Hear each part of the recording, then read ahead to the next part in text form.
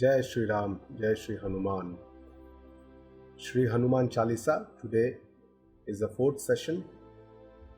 Start with the gratitude towards the Lord, without whose grace nothing is possible, and the Guru Parampara and our Guruji, Guruma, whose grace I have learned on this path, and I'm still a learner. That's why whatever I'm going to share you is whatever I understand about Hanuman Chalisa. We start with a prayer.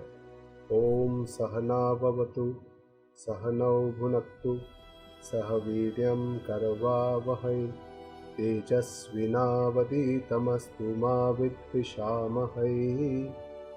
Om Shantihi Shantihi Shantihi. So this talk is based on this book by Sri Pavan Kumar Mishra. This book is called The Living Hanuman, and it's a journey from a selfie to the self based on Hanuman. So as you know, Sri Hanuman Chalisa consists of 40 chopais. So that's why it's called the Chalisa. And there are 3 dohas. So totally there are 43 verses in this Chalisa. The main goal of any spiritual journey is to feel one, to become one with the universal consciousness. And that is the same goal for Sri Hanuman Chalisa, for any Vedanta Granth or for any scripture, Upanishad, Veda. This is the primary goal, to become one with the universal consciousness. And our Vedic Parampara, our tradition, the Indian tradition, tells us that there is only one goal in life, and that is the mission of a human life, and that is to be ourselves free, completely liberated from all this karma, all this bandhana, the bondage of our work, our attachments, all our durguna, and finally liberation from this chakra, sansar chakra, with the repeated births and deaths. All this dukkha, everything is relieved once we achieve moksha. And that is only attained by understanding the Atma Jnana or the Brahma Jnana, that is the universal consciousness, to feel one and to become one with that consciousness. So with this Jnana, with this knowledge that is imparted on this path, one achieves the goal. But there are many ways to reach this goal. Hanuman Chalisa is one way to reach this goal. There are several other ways: Karma Yoga, Bhakti Yoga, Gnana Yoga. All these are different paths that Lord Krishna has shown us in Bhagavad Gita, in Bhagavad. All these scriptures tell us that there are many ways. There are some people who go through the Yoga Marga, some people go through the Bhakti Marga, some people go through the Karma, some people go through the Dhyan Yoga, and some people go through the Gnana Yoga. So all these are different ways to reach the Almighty. But in any way, we have to take the ownership of our journey of life, whether it is in a practical outward world or in the inner spiritual realms. So it is our own responsibility to take this ownership and to continue this journey. And Hanuman Chalisa gives us the balance between both these worlds, because we are in the world, we cannot renunciate the world and just go into the spiritual realms. Neither we can just renunciate the spiritual and live in this material world. We have to have an amalgamation of both these worlds while we are living this life. And it is in this life that we have to achieve this balance. And Hanuman Chalisa precisely does this for us. For the seeker on the path of ascent towards self-realization, who is awake to the human values like compassion, contentment, gratitude, and joy. So Hanuman Chalisa will be a great source of help, support, inspiration for all of us seekers who are in this path already, who are walking on this path and want to achieve these goals. The structure of Sri Hanuman Chalisa, the first and the second doha, demonstrate the purpose of the Chalisa, where the Antakaran Shuddhi, the cleanliness of the mind, Mana Mukura Sudhari. It's very important, because unless the mirror of my mind is clean, there cannot be any knowledge which can be gained. So the most of the sadhana occurs for the Antakarana Shuddhi. Only then Gnana can come, and through Gnana we can achieve moksha or liberation. The first 1 to 8 verses denote the qualities of Sri Hanuman, which we already seen in the last sessions, the second and the third session.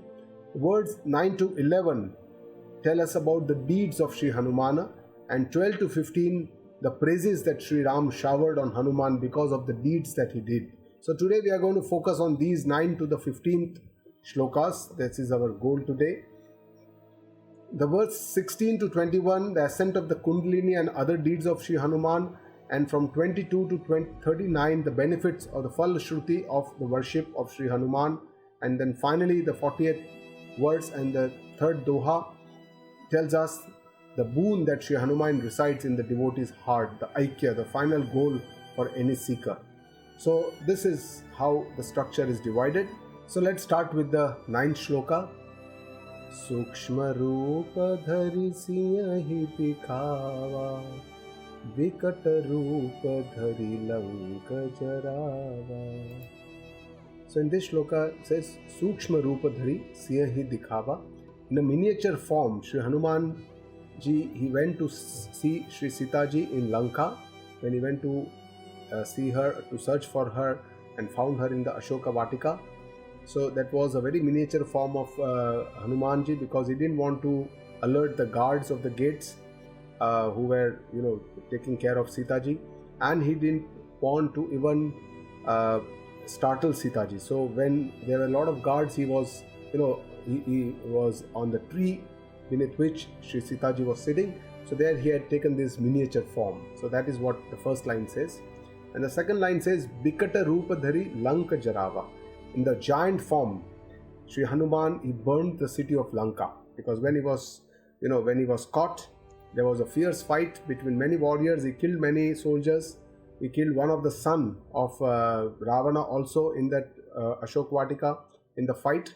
And then finally Indrajit had to come, his very valiant son of Ravana, and then he had to use Brahmastra to catch Hanuman, and then he was produced in the court of Sri Ravana.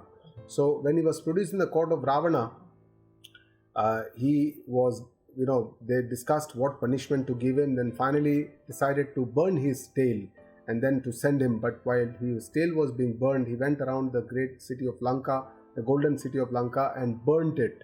And all the warfares and other important locations, he burnt it. So that was the great cleverness of Sri Hanumana, how it destroyed and weakened the army of the enemies, and instilled a kind of a sense of fear into them, that one person, how much damage he could do. So this shlok denotes that story of Ramayana. So you know that Sri Ram, Lakshman and Sitaji were exiled. Sri Ram was exiled for 14 years, but Lakshman and Sitaji decided to go with Sri Rama. And then there was his abduction of Sri Sitaji by Ravana, who was enticed by Sri Sitaji by her beauty and was was misrepresented by Shurparkha. And then there was his Maricha, a demon who took the form of a golden deer. And then Ravana, through this Mayajal, he tried to abduct Sitaji. So this golden deer it denotes that for us mortals, the outer objects seem to give us the happiness, and these outer objects put us into moha and rag, just like Sitaji got into this moha and rag. Raga is attachment because of the liking of that particular thing. So, and conditioning of the mind, this causes a lot of conditioning in our minds for people, places, relations, circumstances, and this is the root cause of a lot of our problems. So unless we go deep into ourselves and introspect what are the problems, we cannot come out of this. But our own inner Swarupa, our Atma Swarupa is bliss. It is Ananda Swarupa. It is Sat, Chit and Ananda. The Ananda part of the Swarup is total bliss is within me. So if I can feel this, then I would not run out for outward sources of happiness. So for the seeker, it's important to ask some questions. What I need, can I get it from this world? If you ask similar questions, you will know that what he needs is something that is permanent, that is omniscient, omnipresent, always present, and that's our own self. And that's the goal actually. We have to set out to reach our own self, and it appears to be contradictory because our self is already there. We just have to recognize or realize or know that self. So knowing itself is the knowledge. We don't have to search for it. We don't have to create it. We don't have to search outside. We have to search it inside, and that's why it's called the inward journey. It's the spiritual journey for knowing our real self. So whatever we are looking for, we are the same. Don't have to go outside. In Gujarati, it said "Je gote te pote," means whatever I'm searching, I'm the same self, or what I'm searching. So it's there is a story in our one of the scriptures which says that there were 10 children who went out for a bath in the lake, and then the one of the persons counted the 9 and said that one is missing, and he didn't count his own self. So dasamo aham, I am the 10th person. I don't count myself. I don't know myself, and that's the real tragedy of our lives. So the journey, a spiritual journey, actually it's a very subtle journey. It's a sukshma journey, because we are going to reach the goal is something which is very sukshma. It is difficult to understand. It is quite subtle, and that's why we have to take this miniature form. This denotes that we have to, in our spiritual journey, meeting Sitaji. Sitaji itself denotes our own self, because she is the mother nature. So we have to go back to our roots. And to do this journey, we have to assume this miniature form of having a sukshma. And in this journey, using our mind, our buddhi, our intellect, to do some vivek, vichar, understanding, samajhdari, all this is been given very great importance in our scriptures. It is not something that we can do without using our buddhi and our ichha shakti, because this is something that God's gift to human beings. And on this journey, we have to let go of a lot of our desires, our expectations, our attachments, our incompleteness, our dependence, our fear, because this is what keeps us bound in this world with a lot of bondage and attachments. Here on this journey, we also need the help of a learned guru who has learned from this wisdom tradition and the shastra, the use of scriptures, because this knowledge is embedded in the shastras. So we have to take help of these, just because on our own self, just by reading or from this, we cannot attain this knowledge. This is something that has to be passed on from a method. There is a generation to generation guru, Shravana, Manana, Nididhyasana. That is the technique which has been shown in our parampara. So Vikata Rupa Dhari Lanka Jarava, the next statement says that on the spiritual journey also we have to overcome a lot of obstacles. So there are many obstacles that will come, and most of the obstacles are not outside.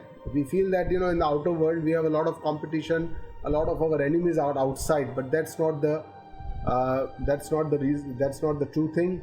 With a lot of strength, firm resolve, Vikata Rupa. Vikata Rupa means with a lot of strength and firm resolution, with firm understanding and using our decisive power, we have to remove our durguna. Durguna are our wickedness, our bad values, or the negative emotions that we have. We have to get rid of them, and these are called the Shadaripu, and this has to be done with a very firm resolve, a Dhrad Nishchaya. And there is a condition called Amygdala Hijack, whereby there is a sudden onset of a emotional reaction which is quite irrational or sometimes destructive behavior, and this happens during an emotional upheaval, and then there is a repentance later on. This is done without much awareness, and then finally when we understand, we believe that this was not worth it, this reaction was too out of proportion than what the situation was, but that realization comes quite later, and this condition is called Amygdala Hijack. Amygdala is a small part of the brain which sits under the brainstem, and it's a seat of emotions. So this is basically what happens, and we have experienced this in our life. Now we can have a lot of awareness for ourselves, our thoughts, our mind, and with a lot of awareness and continuous namasmarana, means that we keep the name of the Lord in our mind, our tongue, our hearts all the time. We can get rid of these kind of emotional upheavals or reactions. These are knee-jerk reactions which we should, by learning, by introspection and putting into practice, we can get rid of these kind of negative emotions. But this requires knowledge, and then this knowledge has to be assimilated in our personality. So it requires a lot of introspection when we do a behavior, whether we have used that knowledge or not. And if you have not used that knowledge, then how can we use this knowledge the next time when the situation arises or that circumstance arises? So this kind of contemplation and introspection, sometime every day, maybe 5-10 minutes or 15 minutes, we have to look at our behavior, and then finally course correction has to be done, so that this knowledge that we get from the Guru, from the Shastra, is put into practice. Now, our world is full of relativity, and there is a known fact that Sat Tattva is the only truth, but this is something we can't see, and that's why we believe that the Jagat or the world that we see is the truth. But in actually, Vedanta says that Jagata is Mithya. And we have to understand what is mithya. Mithya does not mean that it is not there. Normally what we understand by mithya is it's an illusion. So it is not there, but it is seen. But actually that's not the real meaning. The real meaning is that Jagata, how it is seen, it is not the way it is. So it is seen as a different name form, but actually it is the Adhisthana, or it is the reality itself manifested in different forms.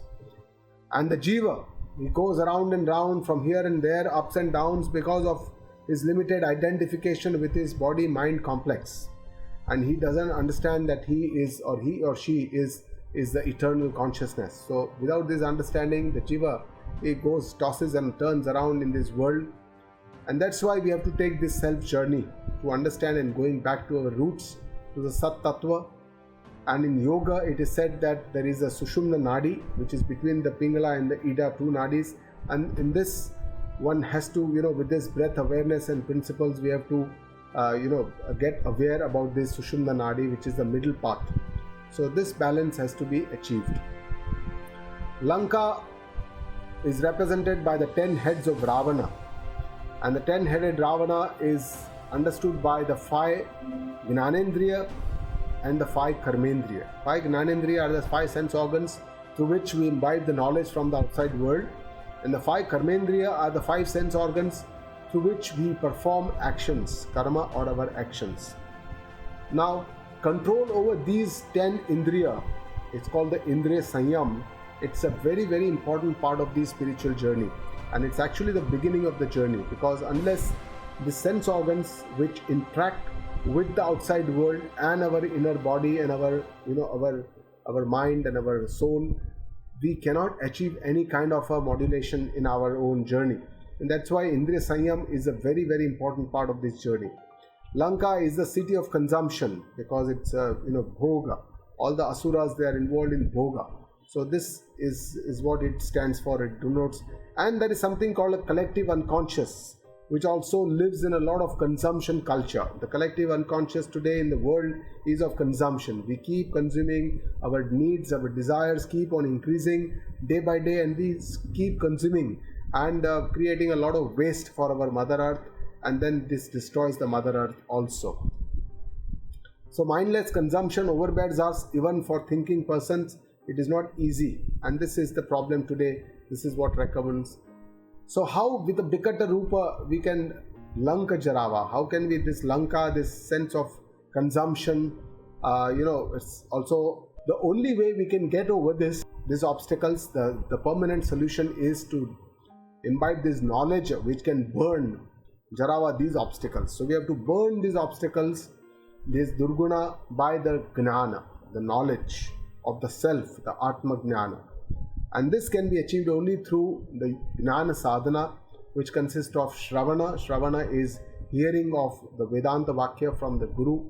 Manana means contemplation. Yukti se vichar karke, to contemplate on these Vakya and to think about it. And Nididhyasana is to contemplate in terms of meditation. To internalize this, our habits have to change, and this is what is Nididhyasana. So essentially ignorance or avidya, which is the false knowledge, where the false, the Jagata, appears to be true, and the truth, the Tat or the Paramatma Tattva, which is the truth, appears false because we can't see it. It doesn't affect us at all. We don't believe it. and that's the ignorance, that is avidya, which has to be taken care.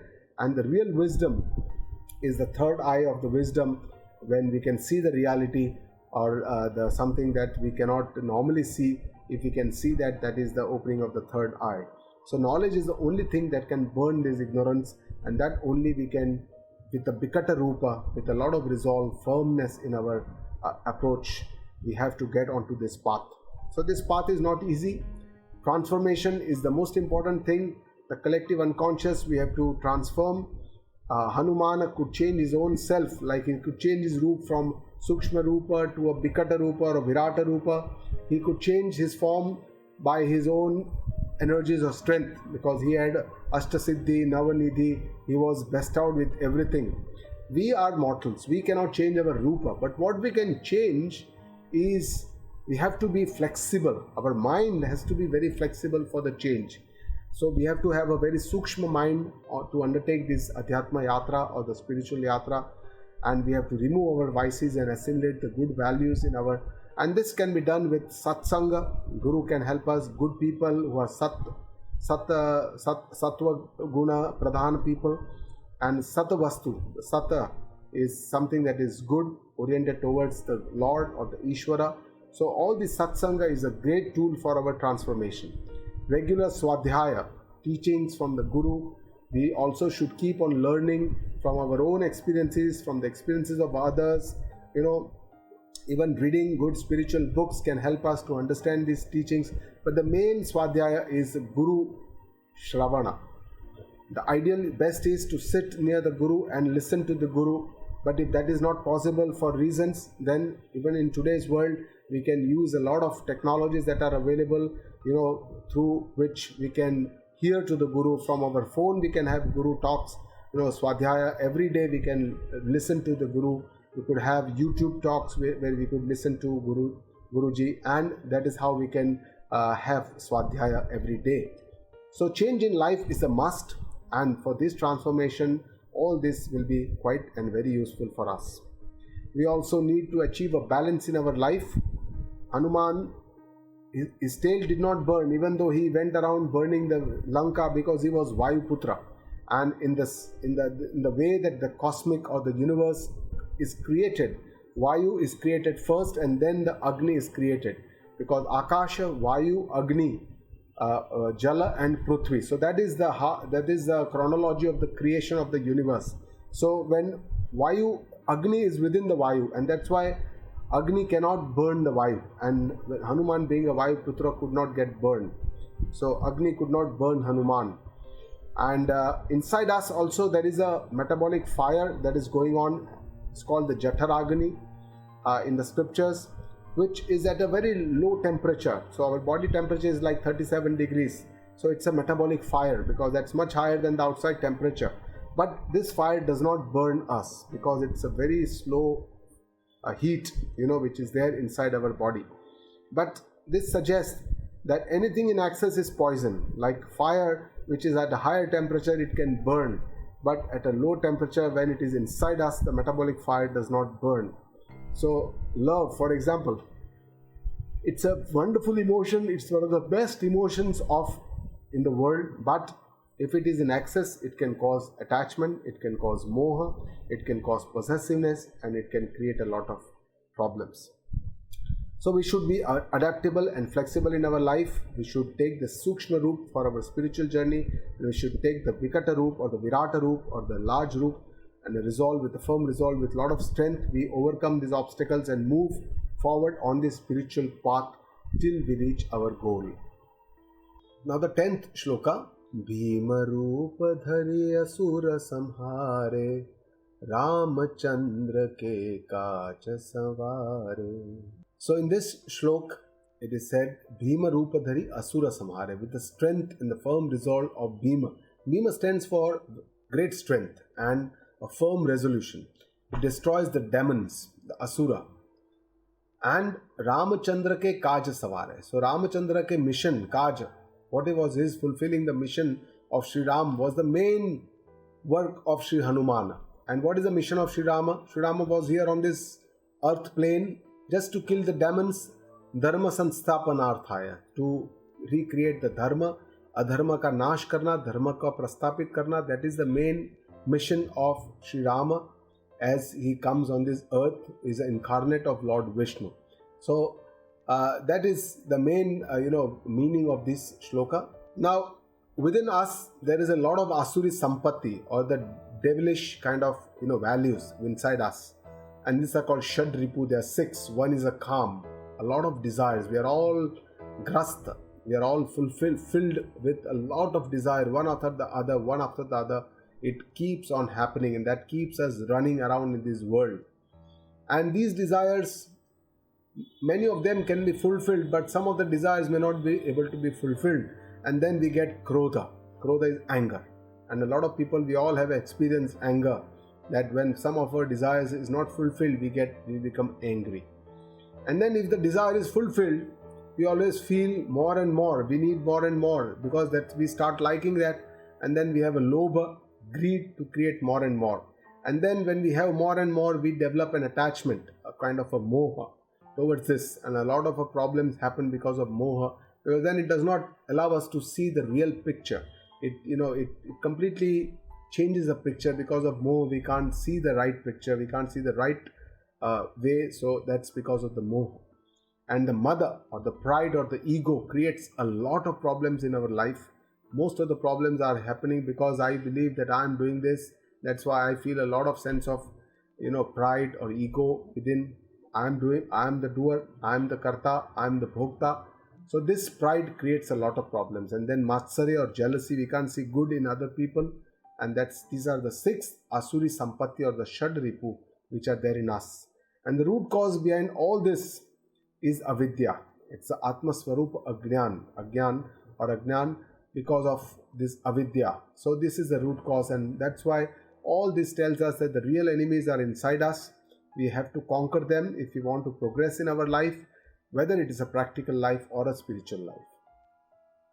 Asura or the demons. Who are the demons?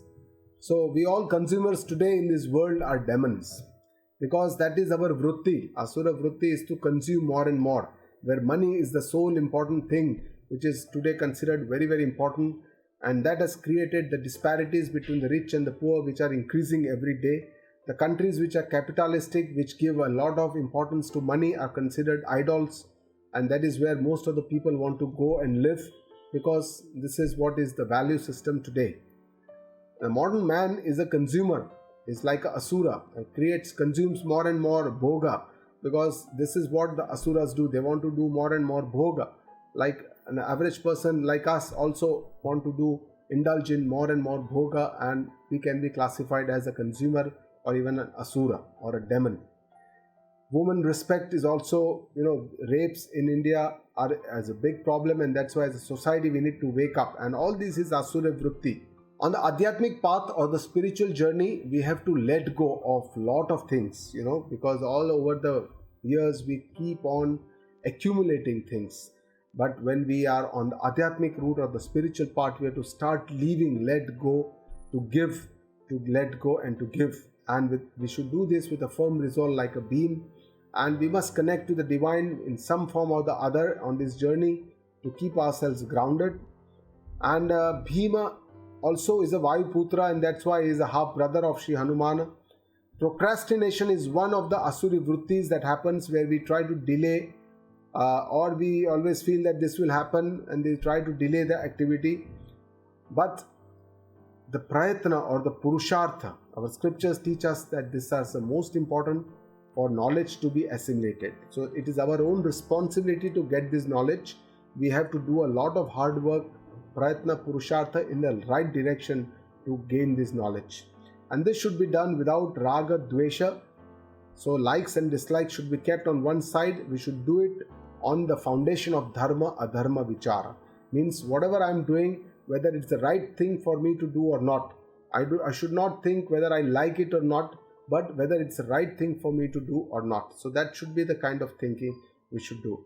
And our time management is extremely important. We have limited time on this earth, and how we utilize this time, whether we do utilize this in learning new things, learning scriptures, dhyana, meditation, atma nirikshana, contemplation, All this is very important. Or we spend our time on our mobile phones, on our social media, seeing television, seeing movies and other things, and talking to our friends.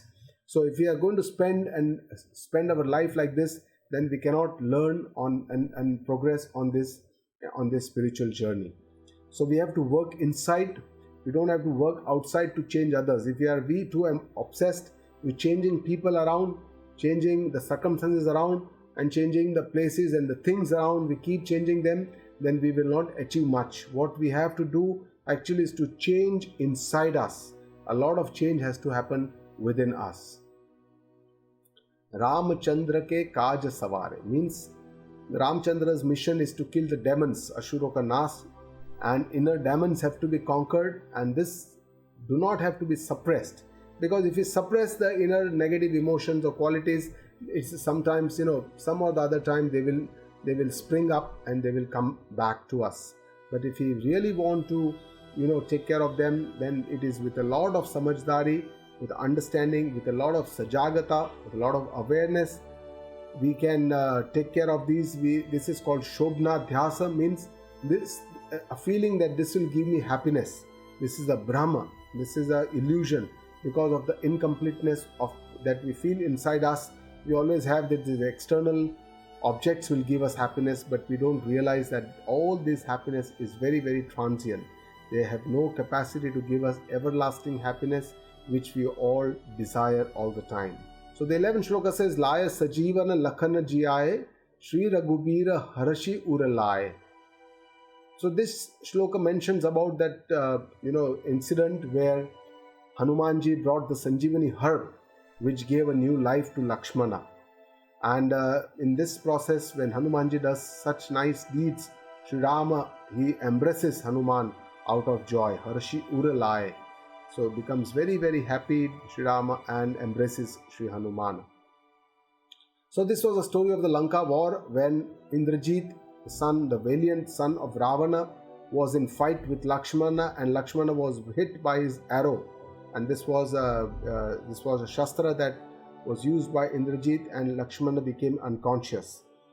Now Hanumana, Ramaji was very, very upset. He was very saddened, and Hanumanaji, it was known that Vibhishana said that Sushena is one Vaidya who lives in Lanka, who probably may know the treatment for this problem. And so Hanumanji went to Lanka, the enemy's abode or the enemy's place, and then got Sushen Vaidya with his entire house. He picked him up with his home and carried him to the battlefield where Lakshmana was.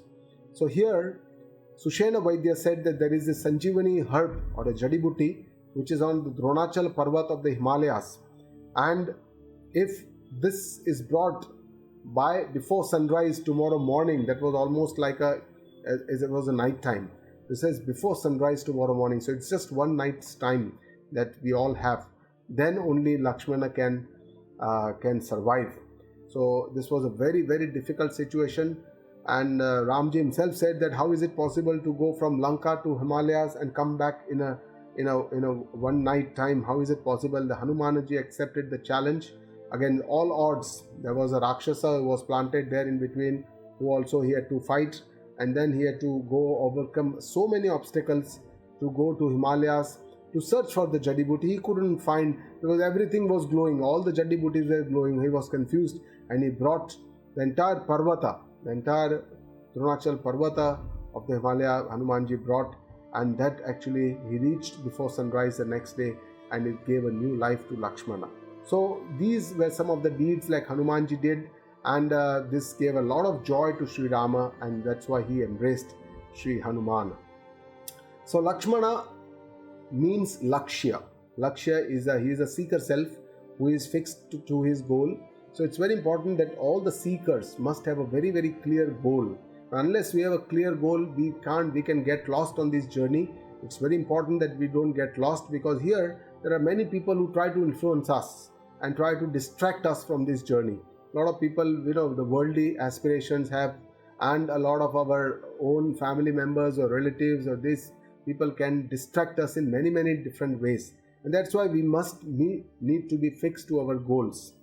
And the goal of any seeker is to know the supreme truth. That is the main goal. And Lakshmana, as we all know, he's a shadow self of Sri Rama, is always with Sri Rama, is having a lot of strengths, and all the strengths of Lakshmana comes due to the energies of Sri Rama. Sri Rama himself is incarnate of the Lord, and he is the source of innumerable, immense, unlimited energy. And all this unlimited energy, because Lakshmana is the shadow self of Sri Rama, and of course Lakshmana is the incarnate of Sheshanaga. He is considered to be having all this strength, and that's what is important. Inspiration and encouragement is very, very important for a seeker self, because unless there is inspiration and encouragement, the seeker will not be able to pursue this path and to reach his goal. So inside of our mind there is this constant war going on between the good qualities and the asuri qualities. In our mind itself, the good qualities of love and compassion always fight with the possessiveness that we have. Giving and sharing is a good quality, but most of the times we are more inclined towards what we can accept, what we can take, what we can accumulate, rather than what we can give and share. Satisfaction is a fantastic quality because that will give us a lot of happiness, peace of mind, but we are always in the midst of desires because we want to enjoy all the bhogas of this world. It's endless desire or the quest for achieving happiness, which we for so many years, so many desires we have fulfilled, and still it has not given us the ultimate happiness, but still we keep on yearning for this kind of temporary or transient happiness. Cooperation and working like a team is a very, very good quality, but we always believe in competition rather than cooperation. Forgiveness is a fantastic quality, but we always become angry. We don't try to forgive people. Let go is a fantastic good quality, but we are always clinging to people, to persons, with things, with situations, with relations, with a lot of things. We keep clinging them, attachment, moha, and it's all part of us. So all this leads us to an ego, from an egoless self that we truly are, to an egocentric behavior that we all live in this world with. So these are all the asuri sampatis. So instead of being selfless, we are all selfish and live with this egocentric nature. The transformation that has to happen is to take care of our negative qualities, which are very strong in us. They are much more stronger than the good qualities in us because of the strong sanskaras or the impressions. For many, many lives, these emotions have been with us, and that's why we don't even understand how they operate. They just become part of our personality, and we believe that it's my personality, I don't have any control over it. But that's not true. In the third Adhyaya, Krishna says in Bhagavad Gita that that it is, of course, it is a prakriti, it is a part of us, but Nigra kim karishyati, when Arjuna asks, how can I control these emotions? Lord Krishna shows in the technique that you can control your indriya with your mana, you can control your mana with your buddhi. So all this, the chain of how we can control our impressions and how we can change our nature, our habits is very clearly defined, that with constant awareness we can make changes. So first we have to get rid of the bad qualities or the negative emotions and make space for the good qualities which can come in and stay with us, the Sattva Guna. So Durguna has to go, Sadguna has to come, and this requires a lot of perseverance, practice, to be done with a lot of awareness all the time. So this is not easy. So from a personal freedom that people see today, like unlimited freedom, that is actually swachhanda. So that personal freedom without with the unlimited is not the true freedom that we all desire. What is needed is that we have to develop a sanyama or a modulation of our indriya, mana, buddhi. So that is called sanyama. And with the sanyama applied on the swachhanda, then we have to do the karma according to our dharma and our shastra, and that it leads to us to swatantrata or complete freedom. So this freedom is the real freedom because it comes out of sanyama. It does not come out of swachhanda. So this swatantrata is something that our scriptures tell us to attain. Laya Sajivan. Sajivani is the Sanjivani herb from the earth. So it shows that the healing power is in the earth, and only if we are connected, really remain connected to the nature, we can heal our mind, body and senses. And Hanuman brought this mountain, the Dronachala, which is Himalayas. They are the youngest mountain. And Himalayas, as we all know, is the seat of spirituality, because here there are a lot of Rishi Munis who have done the spiritual journey, living in the caves of the Himalayas for many years and many generations. So mountain it denotes a peak performance, denotes stillness, a kind of stillness. If you sit quietly, you can do a nice meditation on the mountains, and it is also denotes stability, strength, resilience and diligence. So this is what mountains teach us. So whenever we need to renew our energies, we can go to the mountains. We commonly go to Himalayas, our hill stations which are on the Himalayas, to renew our energies and ourselves when we are too overworked. Shree Raghubira Harshi Uralai. So with great joy, Sri Rama embraces Hanuman. Expresses a healing, the expression of joy. And the better word in our Shastra is called Alingana. Alingana is to dissolve in each other. It's not just a physical embracement. So physical embracement is a heart-to-heart embracement, where the heart is a seat for the Anahata Chakra in the yoga tradition, which is a seat for love and compassion. It is a presence, but it is not important. And Rama and Hanuman both say that it is not just the presence, but it's, we have to try and achieve this by our constant efforts. Ishwararpana Bhavana, Nam Smarana, both are important. So this tells us that there is no miracle. Though Rama and Hanuman both were present at the site where Lakshmana was hit with the arrow and became unconscious, but just their presence could not cure. It was not important. It could not cure Lakshmana. It's only because of the great deeds or the Purushartha of Sri Hanuman and his Ishwararpana Bhavana, his surrender vritti.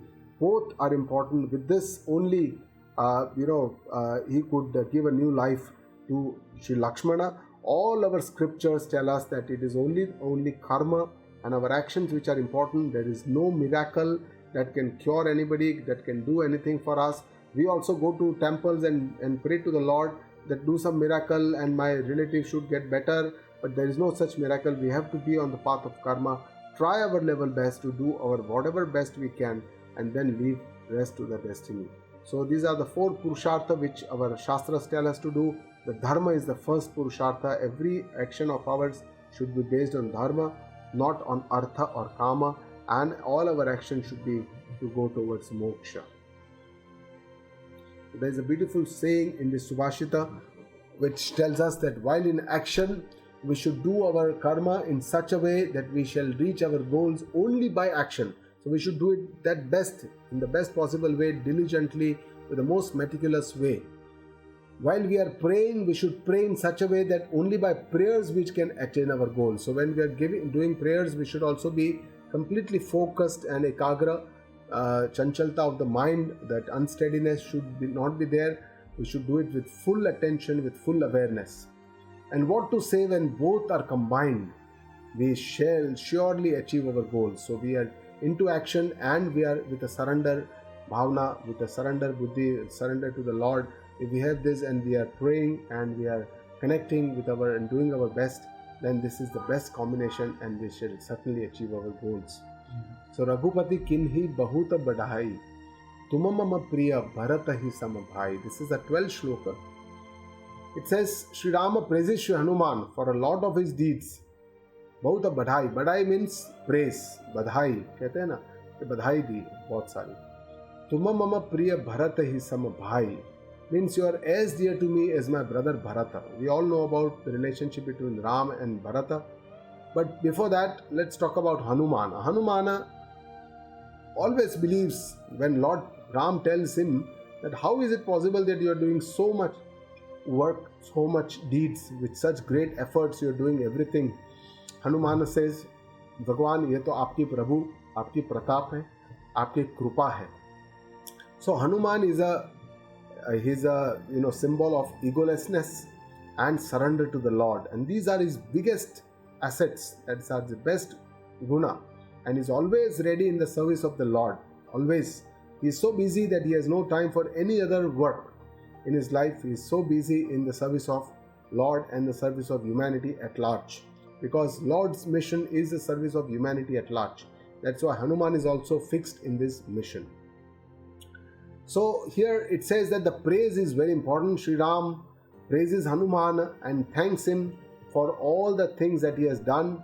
And this attitude of thank giving or praising is very, very important.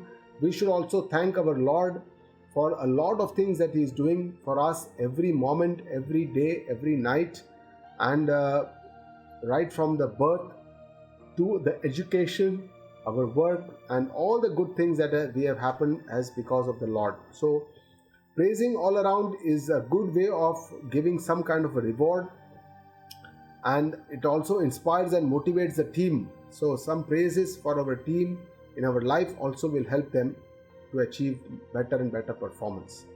Tuma mama bharatai samabhai. We know that Bharat had immense love, respect for Rama, and both reciprocally had immense love and respect for each other. And Rama contemplates on the Bharata, and Bharata always contemplates on Ram. And there is this story of Kaikai when Ram had to go to exile, and Bharata, when he came back and he knew he was very wild at his mother, and he let go of the throne and went to the forest to get Rama's sandals of Sri Rama footwear, and these were placed on the throne of Ayodhya. Whereas Bharata went to a small kutia or a small hut, and he sleeps on the grass for 14 years, thinking that his elder brother and his most revered person Sri Rama would be sleeping on the grass.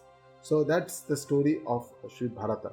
And Bharata and Hanuman are also half brothers, because the pudding, the prasada of Kaikeyi was taken away by Vayu, and then it was conceived in Anjani Putra, or Anjani, who was the Vanara queen. She was in Pinans, the Anjaneri mountains in Nashik in Maharashtra, and that's how Bharata and Hanuman are like half brothers. So Bharata also comes from Bharata, that is our Desh, our country, Bharata. It means light, and this is a light which is there in all the beings.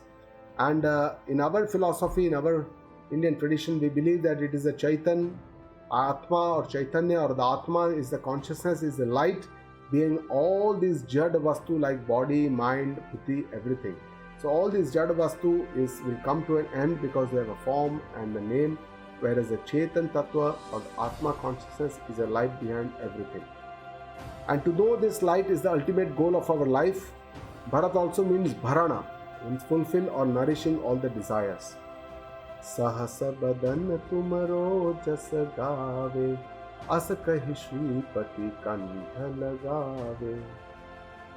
Sahasa badana tumaro jas gaave means the entire body, Sahasa badana, the entire body, the 1,000 heads, Sahastra badana, it is other meaning, that is Sri Rama, sings your praise, the praise of Sri Hanuman. Asakai Shripati kantha lagave. Having said this, the Sri Rama with his throat, with his words, he praises Sri Hanuman. Kantha or a throat. With this throat, Sri Rama praises Hanumana, and throat is the site or the seat for Vishuddha Chakra, which is a seat of hearing, speech, and a seat for intuition and our desires. When we desire and the cosmic energy transpires to give us our desires, so that is the seat, is the Vishuddha Chakra. Sahasa Badana means the whole body, that is the universe, which itself is the embodiment of Sri Rama or the Lord. And Sahastra Badana is the 1,000 heads of the serpent Sheshanaga, or even in the Vishnu Purana it is mentioned in Rig Veda that Lord Vishnu himself has 1,000 heads. So that in that way it could be Sahastra Badana Sri Rama as the incarnate of Vishnu. Shripati here means the Lord of the wealth. Shri is the Devi Lakshmi, and Lord of the Devi is the Lord Rama. So with this Shripati, we should leave all our anxieties for wealth to the Lord, who is the Lord of the wealth, because he is the person who can bestow the Lord of wealth on us. So again, words of praise are very important as a reward. It has a big power to move people. It can work like a catalyst for change in the people, and it can be a big source of inspiration and motivation to our team whenever we give some praise. Even to our family members who does so much for us, we should have gratitude and praise them for the good things that they do. And even at workplace, whenever we are working, there are so many people who help us. We should thank them and have a grace to have some few words of praise for them, for our teams also. So Hanuman, there is a story about his childhood. When he was a child, he was very, very naughty, and he used to break the penance of many rishis like Angirasa, Brigu, and they cursed him that he will forget his strength. But somehow at the right time he will be able to be reminded at the right time, and he will recollect these strengths. So he had a great strength. He actually in his childhood he swallowed sun. So he had a great strength. So when they went for the search of Sitaji, Hanuman, then Sugriva, Angada, Jamvant, and a tukdi or a small team of Vanara, they reached the seashore at the ocean. Then they were looking for Sitaji, and then they knew that Sitaji is probably in Lanka, which is across the ocean. And then how to reach there? At that time, Jambanda, the elder bear, who reminds Hanuman of his power, and he praises Lord Hanuman and stuti karte hai jo Jamband ji. So that's how Hanuman recollects all his powers, and then he flies and reaches Lanka. He recollects all his powers.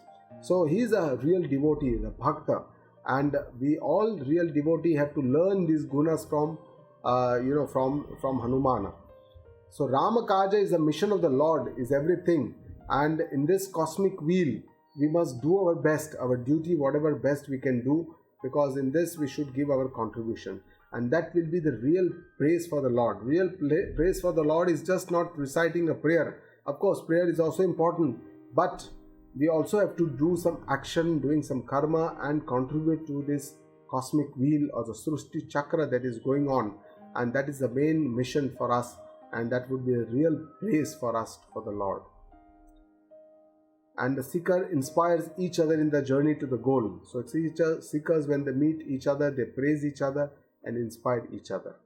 Neelkantha Samudra Mantana, when Shiva, when the venom was produced, it was kept in the throat by Shiva, and venom is actually denotes the negative emotions. To keep in the throat means that it is expressed in the right time, it does not get gulped, so that it does not become part of our personality, neither it is spat onto somebody at the wrong time, and that's why to keep the venom in the throat denotes this, that we have a balanced kind of emotions, and we should express our emotions at the right time and to the right person, because the right person could be a therapist, it could be a guru or a close friend.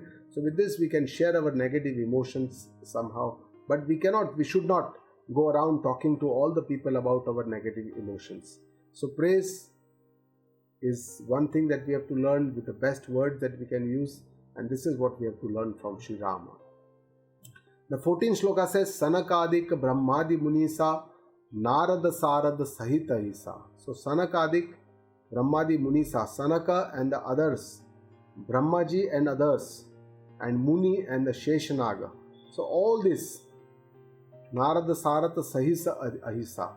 So all these Narada, Sarada, Sharada is Saraswati, and the Sheshnaga, Ahisa is Sheshnaga, cannot describe the glory of Sri Hanuman. So Sri Hanuman's glory is such that all these celestial beings also cannot describe his glory.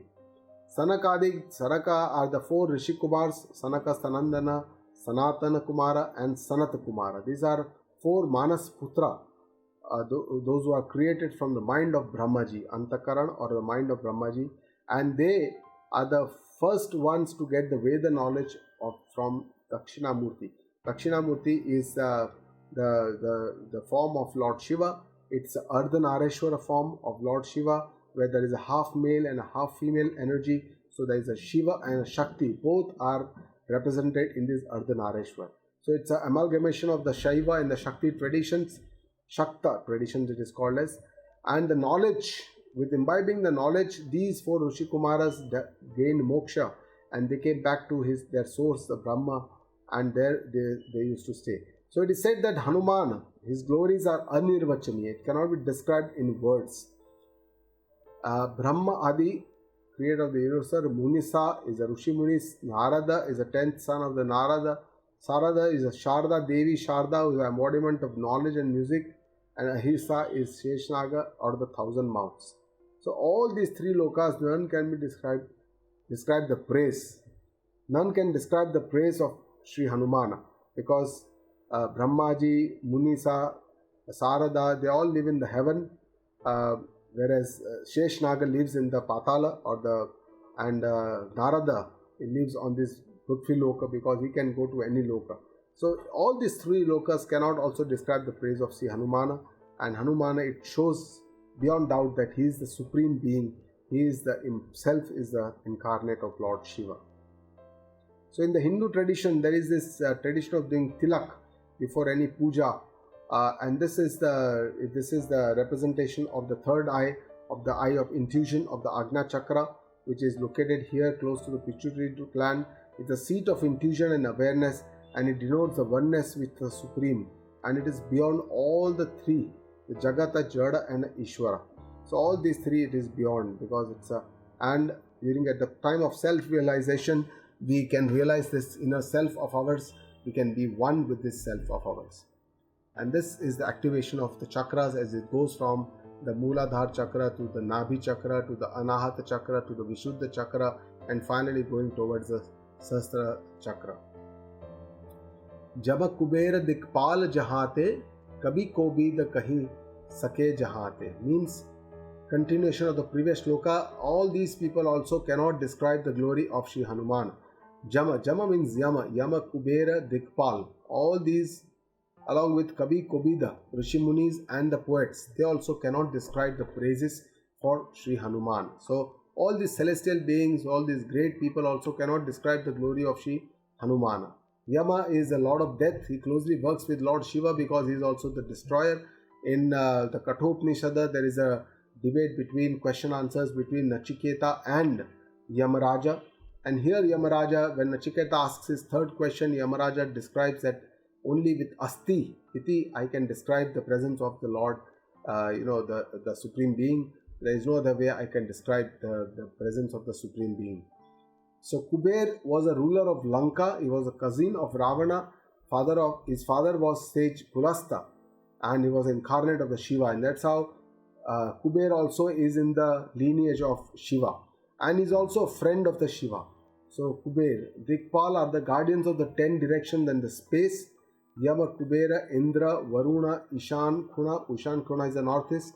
The Agni, Vayu, the Niritri. Niritri is the southeast direction.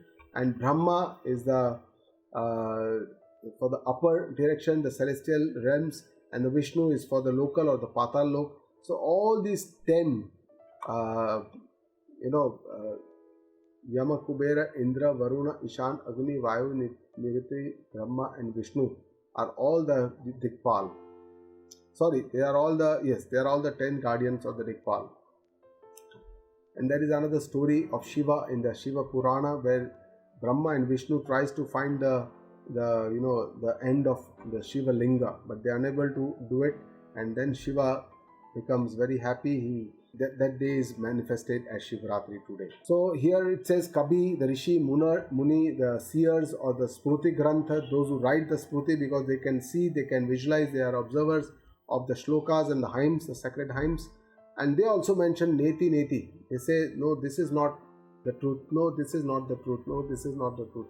They keep saying Neti Neti, and then finally whatever remains they say is the truth. So that is how, what is the way they take. They also Kobida, the poets, for example, like Tulsidasa also have written that how can we describe them? It cannot be described. So Hanuman, ideally, his identity is the Supreme Being, and a seeker must clearly see him like an incarnate of the Shiva. He has the supreme or divine qualities, and that's why he is none other than the incarnate. So that's the Sahasrara chakra, the 7th chakra, the highest point chakra in the skull, and this connects us to the supreme consciousness, and it denotes the Mount Kailasha because that is where the abode of the Lord is. And then below this is a lake Mansarovar, that is a lake of the mind. It denotes the lake of the mind. So with this we come to the end of this session on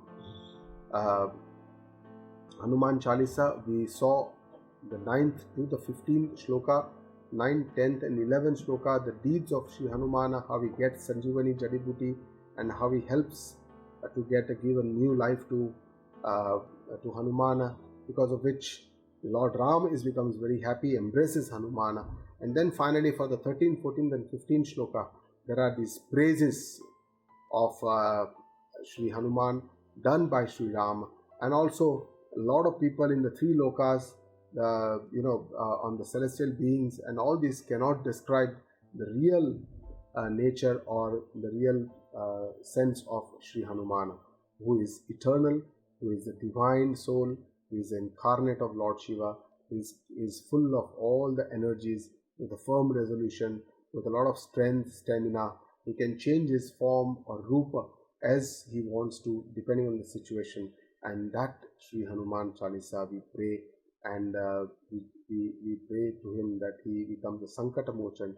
He takes care of all the difficulties that we as seekers anticipate on our path. So thank you all very much.